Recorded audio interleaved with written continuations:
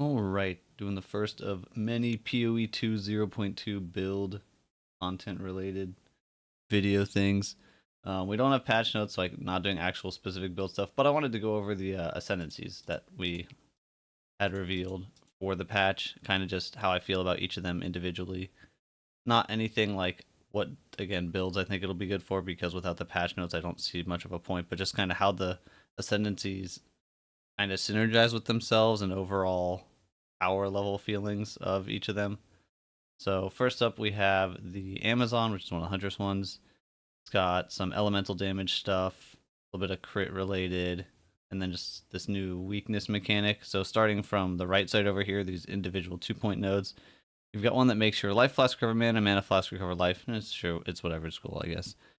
Stalking Panther, evasion rating from helmets, gloves, and boots is doubled, but evasion rating for your body armor is halved. When I first saw this, I was like, this sounds awful. Why would anybody take this? Sounds really stupid. But then the more I thought about it, it's probably going to be pretty good for some stuff. It'll probably be usable. We'll have to see. The only thing that's weird about it is it's incentivizing you to use a evasion helmet, and I think the big use for this node is going to be on hybrid evasion energy shield builds, where you could just put on a pure ES chest to ignore the downside here. But if you're doing hybrid ES evasion, there's a passive node on the tree already that makes it so you get evasion for having an energy shield helmet, and this is kind of wanting you to make this is wanting you to wear an evasion helmet. So those don't really work together, and that node on the passive tree is really, really good currently. I mean, it might get nerfed, who knows? But it's an interesting one. Could be pretty useful. And then this other one is Life Leech, recovering based on elemental damage as well as fizz. So it's letting you leech life with elemental damage attacks. As far as I know, Life Leech in general hasn't been particularly like huge for builds. Maybe it's just because it wasn't being used on the right builds. Don't really know how to feel about that, and also who knows, maybe there's gonna be some leech rebalancing stuff. And then we get to the 4-pointers. This one has the elemental infusion points, which is basically when you consume a power, endurance, or frenzy, you get this infusion buff. And the infusion buff makes it so your next like projectile from an attack triggers an explosion. So you want to. That's the thing that you're probably building around, where you'd have to generate charges to then use them for this infusion. Again, without getting actual numbers on everything and like putting together proper builds with something like POB, hard to say how strong it'll actually be. Conceptually, it's kind of cool, especially because it means you could try to like generate multiple different charges. Whereas I think currently in PoE2, pretty much builds were only ever really going for one charge, if any. And then the follow-up node just gives you a chance to not consume the infusion when it gets triggered, which is good if you're doing it.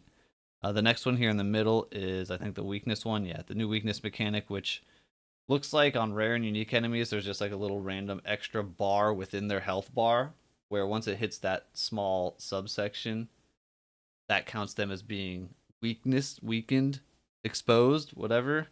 The first node looks quite good if you're going to go into this. You get 50% more damage against enemies with an open weakness. Now, because it's you get 50% more damage and not they take 50% more damage, this means you can snapshot it on dots from like ailments or dot skills.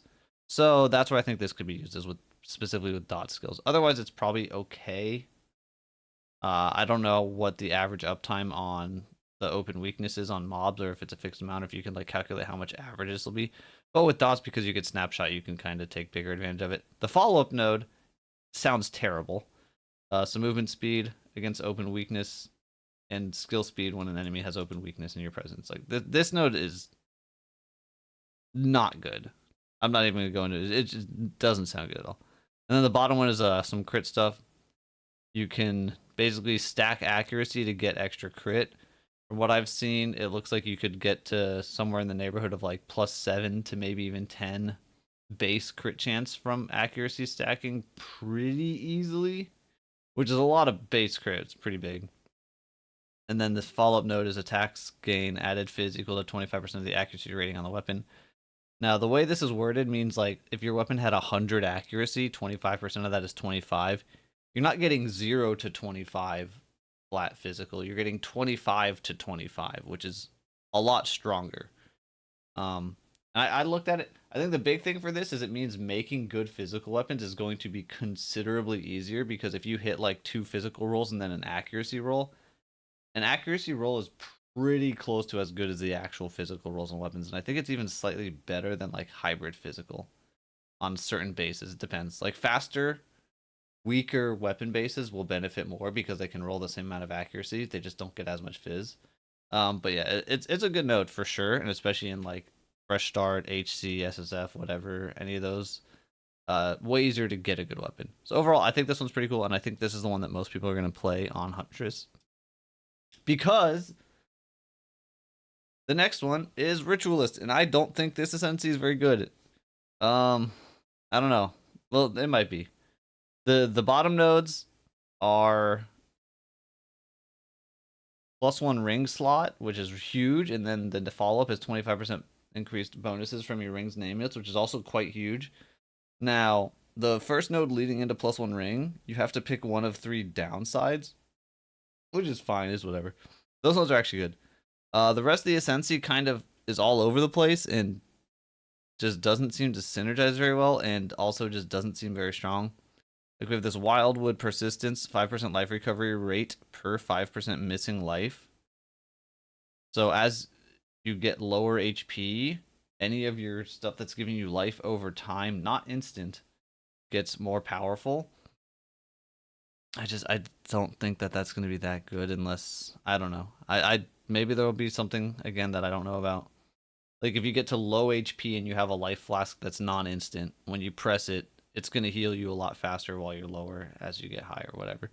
And then the follow-up is a 4-pointer of charm-related stuff. Now, I think these are the ones that actually will maybe make this class more playable because there's a lot of unknown about charms. Charms are getting like rebalanced a bit. They were really weak on launch. Maybe they'll be good and maybe these nodes will be usable. The first node gives you a charm slot and makes you gain charms faster. And then the follow-up lets it so you can consume mana to trigger your charms if they don't have charges. Again, so like as of right now, like in the current game before the patch, both of those would just be useless. But they might be good. I have no clue. However, I can't really say that about the rest of these. The Blood Boil skill, it doesn't show it here. Basically, when you're near rare and unique enemies only, I think, or maybe no, it's all non-uniques. They gain stacks over time of this Blood Boil debuff, and when you kill them, they do an AoE that applies corrupted blood on other nearby enemies. It's a dot. It's like an on-kill explosion, but it's a dot, and it has to build up over time. So if you kill stuff too fast, they're never gonna have stacks, so it's useless. So it's not really good for clear. And then the amount of damage didn't even seem very high. Like it just doesn't seem good because for clear, if you're taking that long to kill things, well, hopefully you're hitting all the mobs and they're all low by the time stuff starts dying. So it's like, why do you need these explosions once everything's basically already dead? And if you're clearing fast, it does nothing. The only thing I could think of is like you could cheese stuff where you have a rare mob, you drag it around with you, give it a bunch of stacks, and then go bring it to like a boss and blow it up. But overall, I don't know. That skill does not sound good to me at all. And then the other 4-pointer here is this Ritual Sacrifice, which lets you stop and stab the corpse of a rare mob to steal its mods. Or I think at one point they said one mod and then something showed all the mods. Don't know which it is. Either way, this one's fine. It's just like an on-demand headhunter buff, but it means you'd have to pay attention to like every rare mob and what mods they have to see if it was worth stabbing, which does not sound fun. And then the follow-up node is stupid. The follow-up node is just bad, honestly. You can stab yourself to get one random modifier, and you can only have one modifier from this at a time, and you lose 20% of your life. So, like, one random one that you have no control, and you probably won't even know which mod you get when you stab yourself. I don't see that as being very good. So, I don't know. Overall, Ritualist, these bottom nodes with the ring and amulet are some of the craziest powerful ascendancy nodes. Maybe they can single-handedly carry it because the rest of these are like a question mark at best where we need more patch context. But most of them just sound downright bad, honestly. Not confident in Ritualist. Lich, on the other hand, I'm a huge fan of this one. I think there's a decent chance that this is what I might be playing, depending on what skills look like and stuff. The main one that they teased off was this jewel socket thing. Basically, you get a jewel socket that gets double effect, which is pretty cool, and then it has a downside, 50% more mana cost if you have no ES, which some people pointed out if you go Eldritch Battery and you want to do like Archmage, you could maybe turn this more mana cost into an upside because that means you do more Archmage damage, I guess. Well,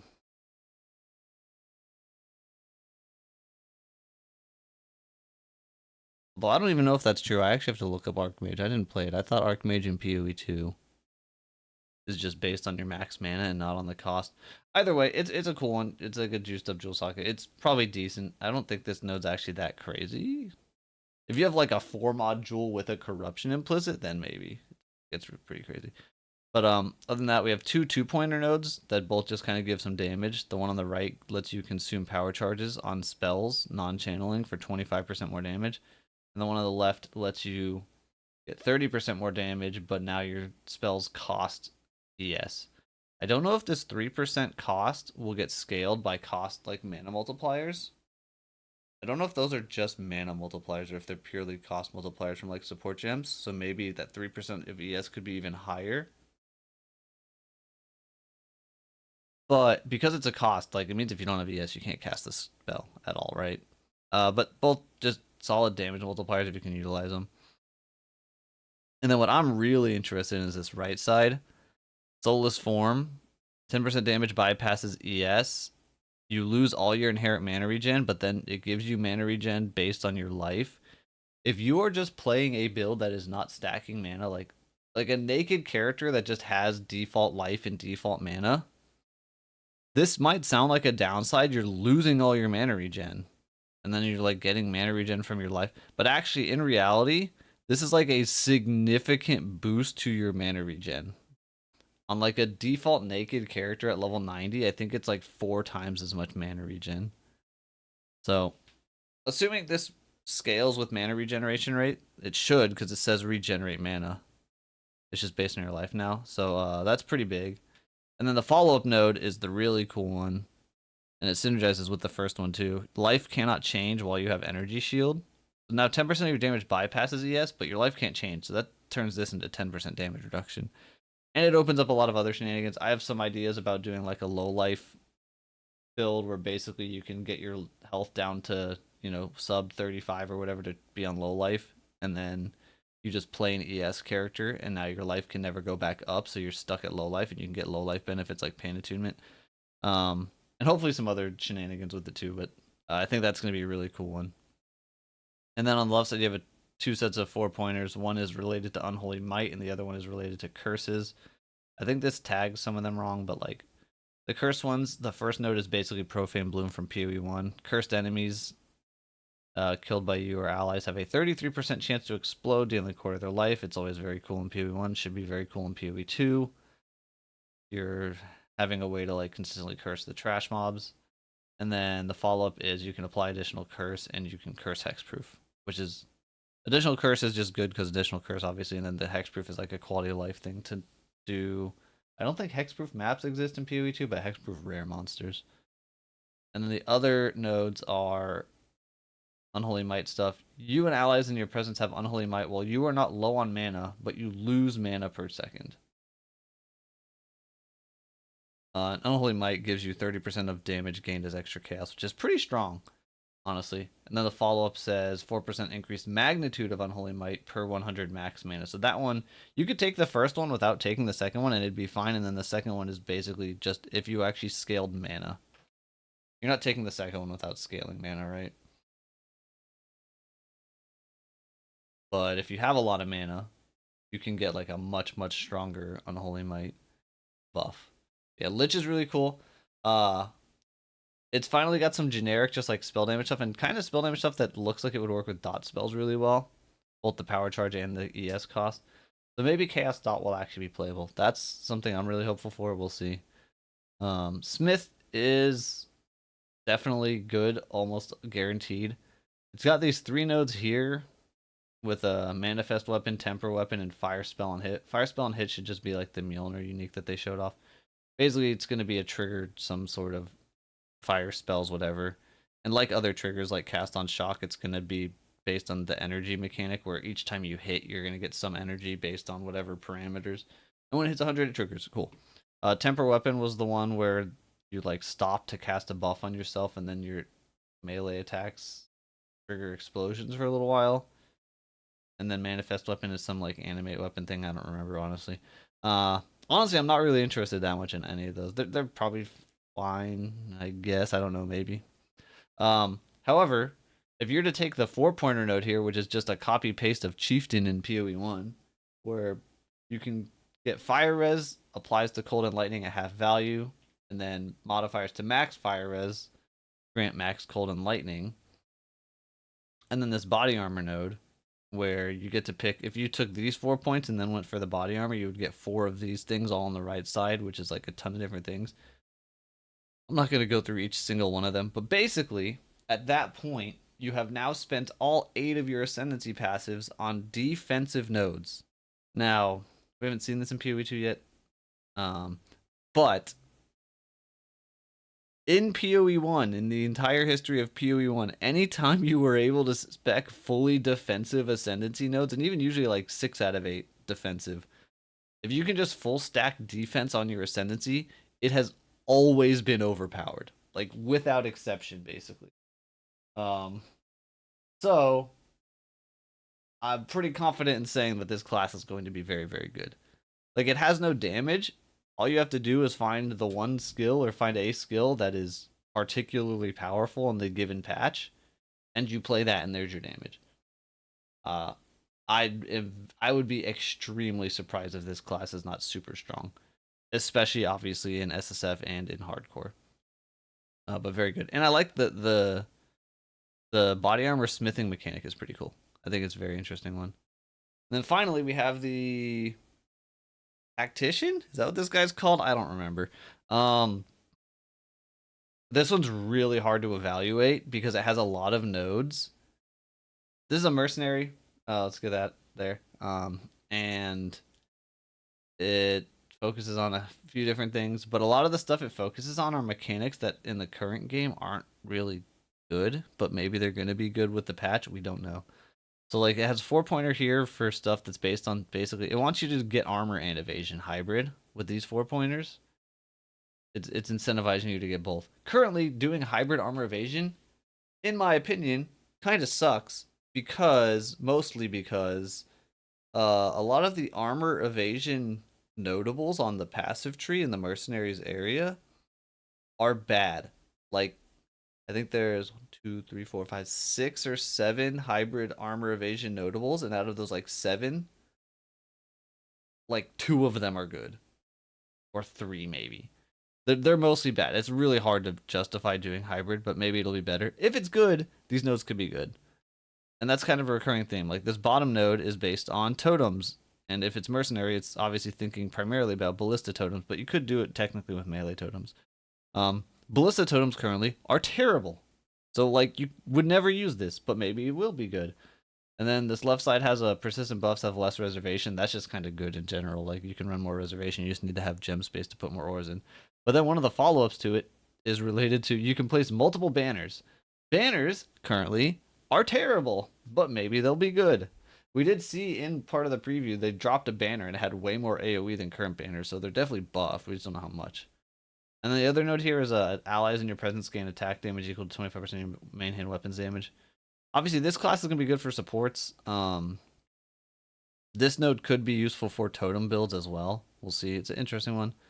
And then what stuff didn't I cover? Oh, the pin nodes. Basically all projectile damage can build pin, which on its own doesn't sound crazy. The follow-up makes it so pinned enemies can't perform actions. Normally they just can't move. Can't perform actions kind of turns it into a freeze. These are like okay. I don't think these are that good on their own, but if you can like put together a build that's centered around triggering pin and like actually gets a lot of other benefits from triggering pin a bunch because you now will trigger pin a bunch, that's when it could become pretty good. And and with that, maybe you wouldn't even need the second node. Maybe you'd only want the first one. You just want to like be building pin. Like there is currently Combat Frenzy, I think, is the name of the Spirit Gem, where like you can get frenzy charges when you apply certain CCs, and pin is one of them. You could use it to generate lots of frenzy charges way easier, right? Like there's things like that. But you probably have to be pretty heavily invested into stuff going off when you pin enemies for these to be that good. And then the final node is this supporting fire one, which they show up here. It's like a minion skill for whatever reason. Don't know. It does damage based on your dex and strength. And it just like, it's not actually like a minion that you see, I don't think. It just is tagged as minions. And when you press it, it just like does a big volley of arrows where you aim or whatever. I don't know. Is it good? I have no clue. Yeah, this essentially is a big question mark. It could be really good. I don't know. I do not know at all. Yeah, the top two for me are definitely Lich and the Smith, and I'm more excited about the Lich. I probably won't play the Smith. I think it's gonna be really good. But yeah, that's my thoughts on the Ascendancies. Maybe I'll be proven wrong on one or more of them once we get the actual patch note balances. We'll see. But that's it. Thanks for watching. See you.